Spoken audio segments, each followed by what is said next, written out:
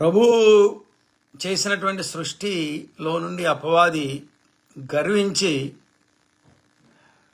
పడద్రోయబడ్డాడు. మనుషులంగా మనకు అందరికి కూడా బైబిల్లో ఉన్న రాజులు కూడా చూడండి, క్షమించండి, ముందులో బాగానే ఉంటాం,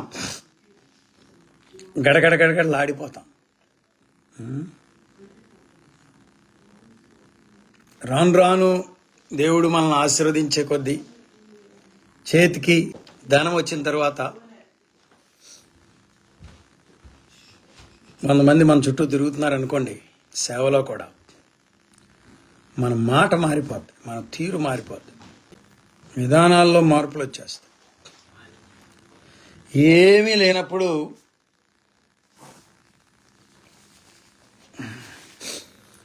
లేనప్పుడు చూడండి, అయ్యా వందనాలు. ఫస్ట్ టైం అమెరికా వచ్చినప్పుడు చూడండి, 10 సార్లు వచ్చేవరకు what brother, how are you? అపవాది అలా తయారుగా మారుస్తాడు మనుషులు. అందుకే మనము ఎక్కడి నుంచి వచ్చామో, మన స్థితి ఏంటో, మన పరిస్థితి ఏంటో మనం జ్ఞాపకం చేసుకున్నప్పుడు గర్వం పడటం మాత్రమే కాకుండా మనము తగ్గించుకొనడానికి ప్రభువు సహాయం చేస్తాడు. ఆ విధేయత అనేది ఎక్కడ వస్తుందంటే, మన స్థితిని మనం మర్చిపోకుండా ఉన్నప్పుడు వస్తుంది. ఏ స్థితిలో మనము ఎక్కడి నుండి తీయబడ్డామో, ఎక్కడి నుండి చెక్కబడ్డామో, మన పరిస్థితి ఏంటో మనం గుర్తెరిగినప్పుడు ప్రభువు మనకు సహాయం చేస్తాడు.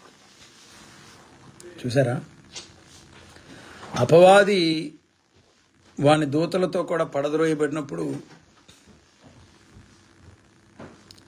దైవ ప్రణాళికలో దేవుడు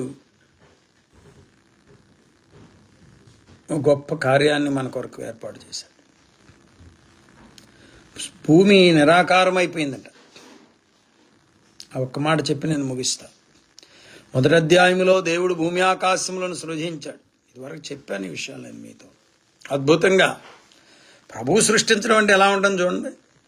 అనిల్ అంబానీ పిల్లల పెళ్ళి అంటేనే అంత ఎదిగున్నప్పుడు, ఈయన అనిల్ అంబానీ కాదు, సర్వ సృష్టికి కారణభూతుడు. సకల భూచరములను, జలచరములను, ఆకాశ పక్షులను సమస్తమును పోషించుచున్నటువంటి మహా పోషకుడు ఆయన.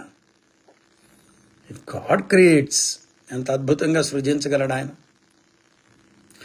అంత గొప్ప సృష్టిని పడద్రోయబడినటువంటి వీడు నిరాకారం చేశాడట. వాడి బతుకే అంతే. వాడెవరిలోనైనా ప్రవేశించాడంటే చూడండి, ఆనందంగా ఉంటారు మనుషులు. మొహం మాడిపోద్ది. ఏంట్రా మొహం అట్లా పెట్టావమ్మా, అయ్యో ముఖం మాడిపోయిందేంటి, మాడు చెక్కలాగా. అపవాది మనుషులను సంతోషంగా ఉండనివ్వడం, సుందరంగా ఉండడం వానికి ఇష్టం ఉండదు. వాడు నిన్ను పాడు చేసే ప్రయత్నం చేస్తాడు, జీవితాలను నాశనం చేస్తున్నాడు. ఒకడు ఇలా రాసుకున్నాడు, ఐఎమ్ ఎ సైకో అని. చూసారా, అంటే నేను ఒక సైకోని, నేను ఒక వితండవాదిని, నేను ఒక పనికిమాలిన వాడను, మంచివాడిని, ఆమె గుడ్ బాయ్ అని రాసుకోవచ్చు కదా. వాడు రాసుకోడు. మిఠాయి తినొచ్చుగా, వాడు తినడు. పాన్ పరాగులు తింటాడు. కోపం వచ్చినప్పుడు నేను చాలాసార్లు మీతో చెప్తుంటాను కదా, తాగినాళ్ళు తాగిందేదో తాగారు, ఊరంతా తిరుగుతూ దేవుడు మిమ్మల్ని దీవించునుగాక, దేవుడు మిమ్మల్ని ఆశీర్వదించునుగాక, పరలోకము పరమానందమును గురించి మాట్లాడొచ్చుగా. ఎందుకు మాట్లాడతారు? బూతులే ఆడతారు, చెడ్డ మాటలు పలుకుతారు. అది అపవాది అనడానికి అదొక గుర్తు మీకు. వాడు నీ జీవితాన్ని పాడు చేసేటటువంటి మనసు వాడిది. వాడు నీ ప్రణాళికలను పాడు చేసేటటువంటి మనసు వాడు. చదువుకునే పిల్లల చదువు పాడు చేస్తాడు, వివాహాల్లో దూరి వివాహాలను పతనం చేస్తాడు, జీవితాల్లో దూరి వ్యర్థమైన ఆలోచనలు చెప్పి నిత్య నరకానికి ఈడ్చుకొని పోతుంటాడు. ఇది వాని పని. వాడు నిరాకారము చేస్తాడు. రెండవ మాట శూన్యముగాను ఉండెనని రాయబడింది. అంటే ఏమీ లేకుండా చేస్తాడు. అయ్యయ్యో అని రాశాడు ఒకడు. ఏమైనాయి అంట? జేబులు ఖాళీ ఆయనే అని రాశాడు. అది వాడు చేసే పని. అపవాది పట్టాడనుకో, నిన్ను జీరో చేసి పారేస్తాడు. నీ ఆరోగ్యాన్ని జీరో చేస్తాడు, నీ వ్యాపారాన్ని జీరో చేస్తాడు, నీ అధికారాన్ని జీరో చేస్తాడు. నీకు ఇచ్చిన ఆధిక్యతను జీరో చేస్తాడు, నీకు ఇచ్చిన అవకాశాలను జీరో చేస్తాడు. అదే మరి గమనించాల్సింది. మిఠాయి పొట్లం తెచ్చి మనం అక్కడ పెడితే 4 రోజులు అయిన తర్వాత చూస్తే పొట్లంగానే ఉంటుంది, లోపల మిఠాయి అంతా వెళ్ళిపోతుంది. నల్లగా దారం ఓడదీయవు, అవి మడతలు ఓడదీయవు, పొట్లం ఓపెన్ చేయవు, పొట్లంగానే ఉంది, కనీసం మడతన్న బాలేదు, పొట్లం గాలి అయిపోయింది. అపవాది అలా మనుషులను కూలద్రోసి పాడు చేసి, బాగానే ఉన్నాం అనుకుంటాం మనం, కానీ వాడు చేసే పని వాడు చేస్తాడు. అందుకనే వానికి చోటివ్వకుండా, గర్వానికి చోటివ్వకుండా, అహంకారానికి చోటివ్వకుండా, అధికార దాహానికి చోటివ్వకుండా, పాపానికి శాపానికి చోటివ్వకుండా దేవుని వైపు చూచుచూ మనలను మనము దైవ చిత్తానుసారమునకు అప్పగించుకొనబద్ధులమై ఉన్నాం. అపవాది ప్రణాళికలో నుండి తప్పించబడుట ఎట్లు అనేది చెప్పి ముగిస్తాం. ఇప్పుడు వస్తాడని చెప్పాడు కదా ఆయన. వానికి మనము చోటివ్వకుండా ఉండాలంటే వాడిని జయించడానికి 3 మార్గాలు ఉన్నాయి. అపవాదిని జయించడానికి పట్టకరతో వాతలు పెడతా అంటే పారిపోయాడు. వాడికి ఏం భయం లేదు. మరి ఎలా అపవాదిని జయించగలుగుతావు? చీపురు కట్టబెట్టి కొడతావా? మా చిన్నప్పుడు మా ఏరియాలో, మేము అక్కడ ఎదిగిన ఏరియాలో ఒక పిల్లకి దయ్యం పట్టింది. చీపురు కట్టబెట్టి కొట్టారు. ప్రభువుని ఎరగని పరిస్థితులే. ఇంకొకడు వచ్చి చెప్తున్నాడు, చీపురు కట్ట ఒక్కటే కాదురా, దానికి ఏదో రాసి కొట్టమంటున్నాడు. ఏమి రాసి కొట్టినా ఆడికి సిగ్గేమి లేదు. అపవాదిని ఎదిరించడం ఎట్లా? బైబిల్ చెప్తుంది, అపవాదిని ఎదిరించుడి, అప్పుడు వాడు మీ యొద్ద నుండి పారిపోవునన్నాడు. Resist the devil and he will flee away from you. అపవాదిని ఎదిరించుట ఎట్లు? అపవాదిని ఎదిరించడానికి నీవు మొదటిగా ప్రభు అయిన యేసుక్రీస్తు వారి యొక్క వాక్యమును తీసుకోవాలి. ఆయన తన నామము కంటే తన వాక్యమును హెచ్చించి ఉన్నాడంటాడు. ఆయన వాక్యమును నీవు తీసుకోవాలి. దేవుని వాక్యమును చదవాలి బిడ్డలు, దేవుని వాక్యమును వినాని బిడ్డలు. మీలో కొంతమంది గుమ్మడికాయలు ఉన్నట్టుగా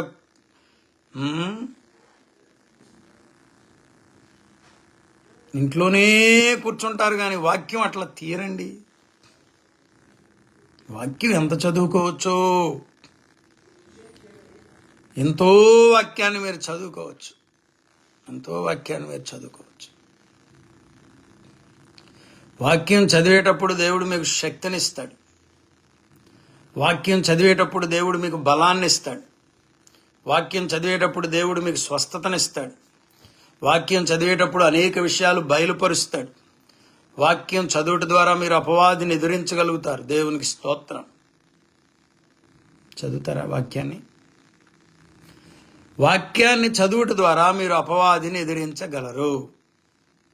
వాక్యమును చదువుట ద్వారా మీరు దయ్యముతో పోరాడగలరు. కొంతమందికి దయ్యం అంటేనే భయం.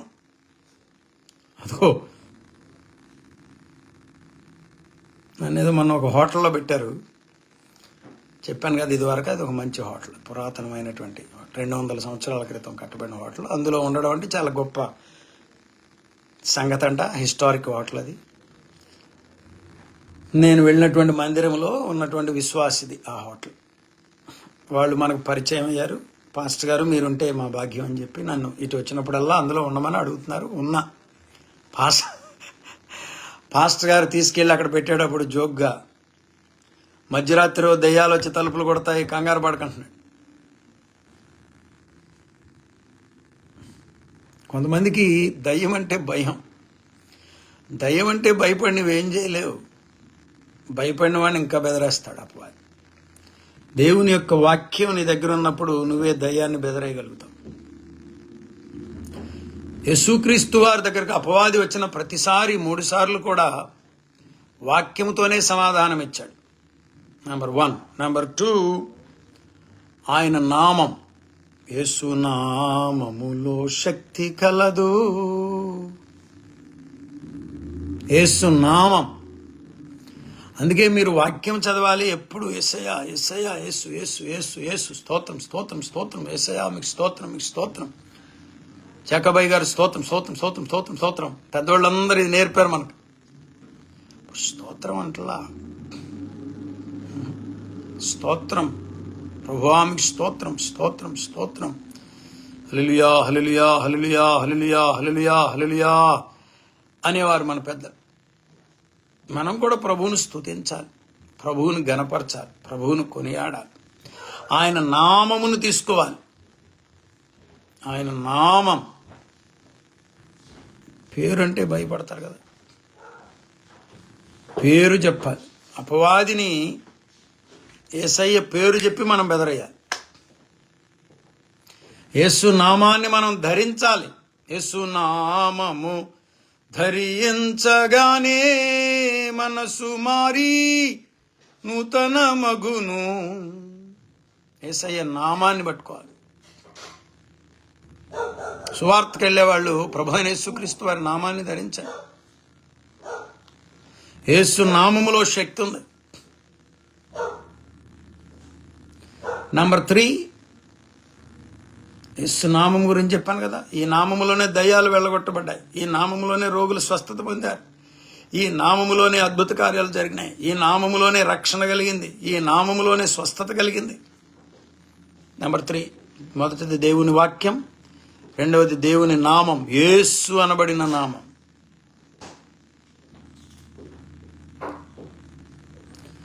నెంబర్ 3, యేసు రక్తం.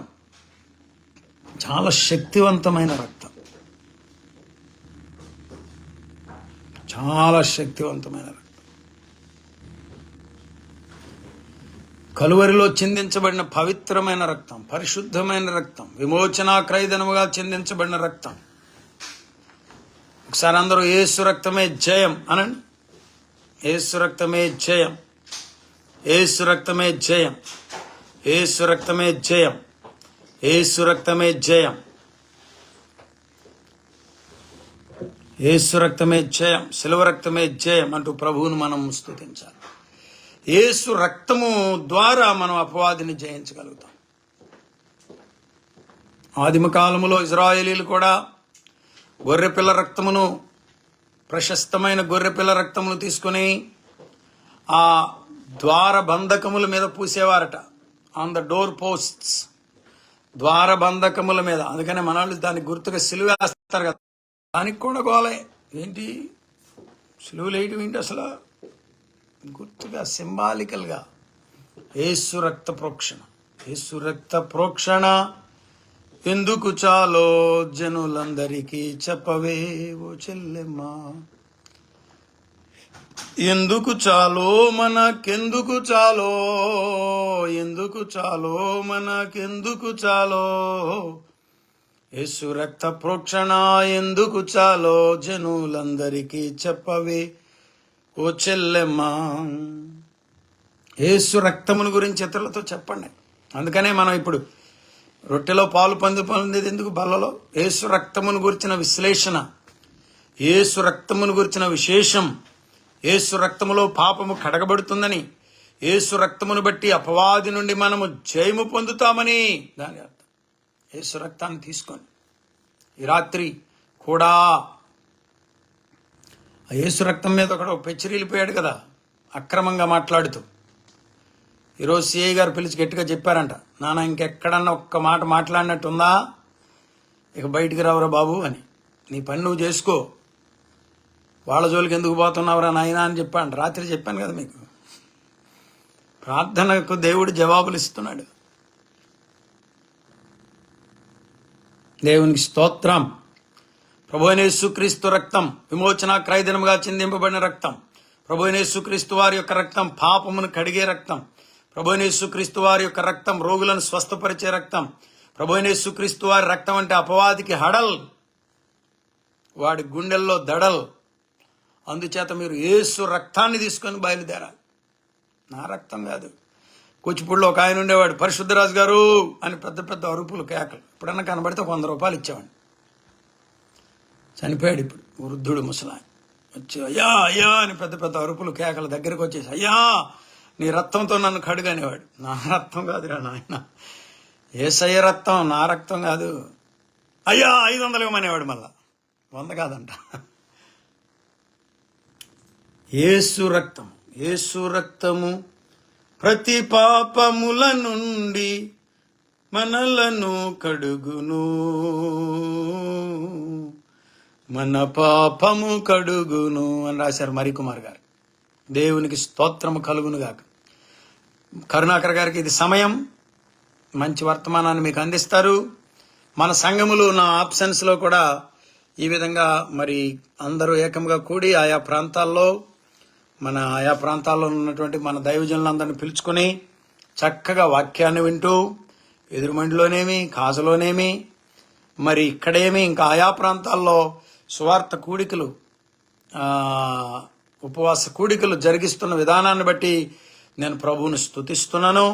నా కొరకు ప్రార్థించండి. దేవుడు మిమ్మలను సమృద్ధిగా ఆశీర్వదించునుగాక. ఆమేన్. God bless you and we love you.